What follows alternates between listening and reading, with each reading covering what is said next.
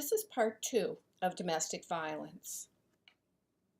We're going to go over the adverse health effects that domestic violence causes in the victim. We can have the physical injuries. Like I said in part 1, we can see these as long as the victim actually shows them to us. This is where your assessment skills need to be on high alert.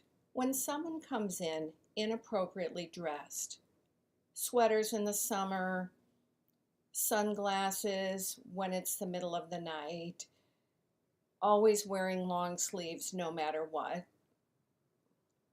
refusal to take their clothes off, they may be trying to hide something. There can be emotional harm, very difficult for us to elicit unless someone comes forth. The victims can have issues with trust. Anyone that they have trusted or has loved them has been violent against them at the same time. They can develop panic attacks, very low self-esteem, especially those who have undergone repeated emotional abuse.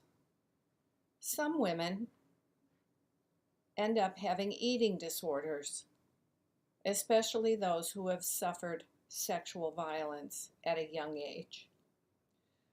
Others develop depression. When a woman is pregnant and is in a situation of domestic violence, it adversely affects her fetus. We'll discuss that in another slide.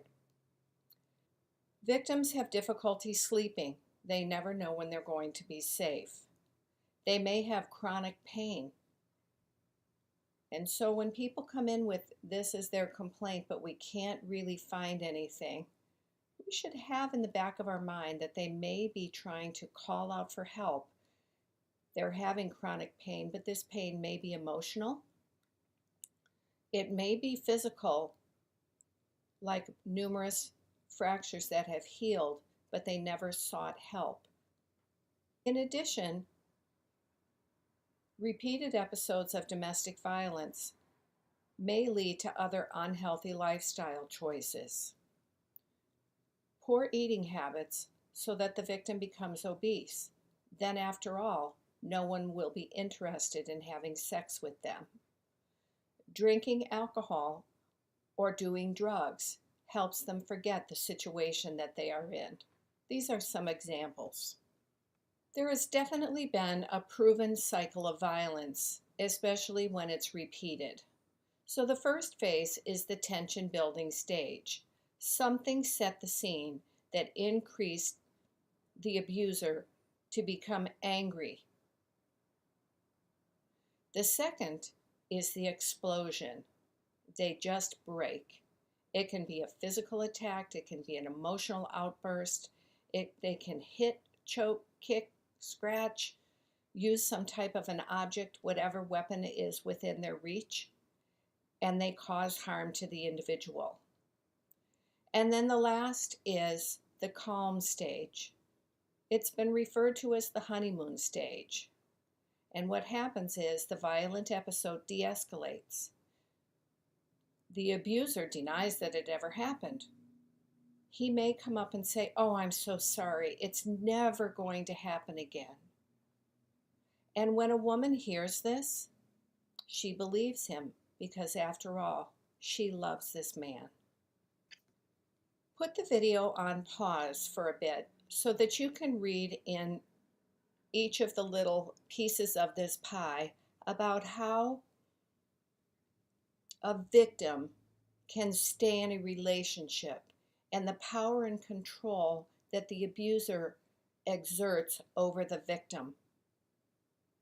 There are some people who don't have it in them to fight back, and some of the information in here gives you a good idea of why that occurs.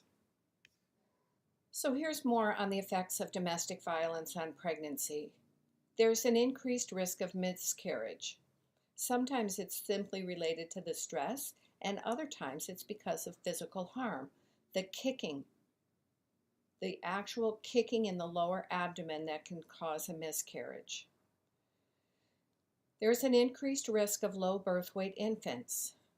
There's a higher incidence of the drug and alcohol abuse because, after all, this is helping them to cope with the violence that's occurring. There is also an association between subsequent homicides.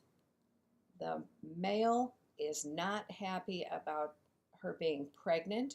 He may be unhappy about the way she looks. He doesn't want to share her with the fetus, or he's just angry that he's going to be a father and he doesn't want to support the child. Another adverse effect is that this gives us a peek into the home life that this unborn child is going to be raised in. The fetus is the victim of secondhand abuse, and stress has been found to be a significant variable in causing low birth weight. The surges of the stress hormone adversely affects the fetus's nervous system as it's developing, and the trauma also elevates stress hormone levels. The toxic effect of the cortisol, which are the stress hormones, affect the baby's brain development. And so this baby ends up being hyperarousable.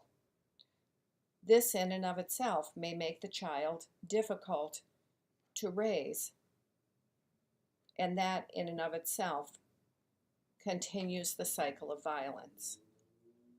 So this ends part 2 of domestic violence. Go on to part 3.